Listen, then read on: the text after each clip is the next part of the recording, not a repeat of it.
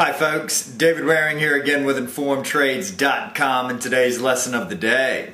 In our last lesson we continued our free Forex trading course with a look at the British pound. In today's lesson we're going to continue our discussion of the major currencies of the world with a look at the fifth most actively traded currency in the world, the Swiss franc. So let's get started. Switzerland is one of the richest countries in the world, and while its economic policies and practices largely conform with EU standards, the country's population rejected accession negotiations with the EU in March of 2001. So, at least for the foreseeable future, the Swiss franc is expected to remain one of the world's most actively traded currencies, with two dominating features that are important to us as Forex traders. Although this status has started to wane somewhat in recent years, the Swiss franc has historically been considered one of the world's primary safe haven currencies, which means that money flows into the Swiss franc during times of economic or geopolitical uncertainty.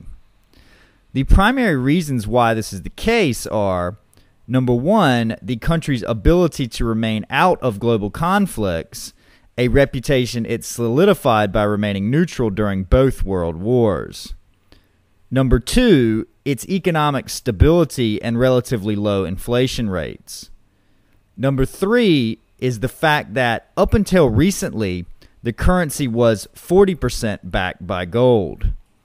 Number four is its reputation for high-quality financial institutions and banking secrecy. As you can see from this chart, traders who anticipated the Swiss franc would strengthen as a result of its state safe haven status could have participated in the 1,251 pip move lower in dollar Swiss in the 10 days following the September 11, 2001 attacks.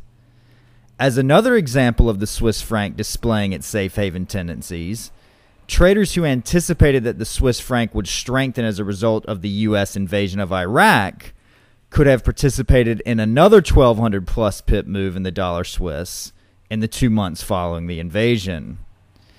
In 2005, the Swiss government sold the nation's vast gold inventory, and as a result, the currency is no longer backed by gold. Some argue that because of this, the Swiss franc has lost much of its safe haven status, something that there will surely be more tests of in the years to come.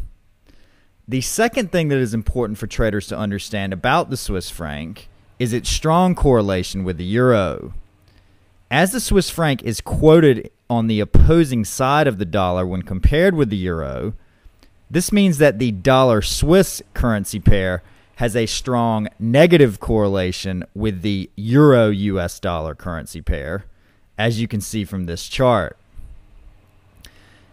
As you can see here, a chart of the two currency pairs shows the strong negative correlation of over 90% between the two currency pairs, resulting from the strong economic ties between Switzerland and the European Union. The first reason this is important for traders to understand is so they can take it into account when considering trades in both currency pairs. As the two currency pairs have such a high negative correlation, there is a very good possibility that a trader's technical analysis will show a buy signal in the euro dollar, while at the same time showing a sell signal in the dollar Swiss, or vice versa. If this trader happened to be blind to the negative correlation we have just outlined, he or she may think they are putting on two completely different trades. As we have just shown, however, what this trader would actually be doing is doubling their exposure to the move they were trying to capture. Conversely, if a trader were to trade these pairs in the same direction, then they would effectively be reducing the potency of both trades, as the negative correlation between the two currency pairs will act to offset the gains or losses that result on each trade. As the Swiss franc is nowhere near as liquid as the euro, on an intraday basis, it is important to be aware that this negative correlation can break down somewhat.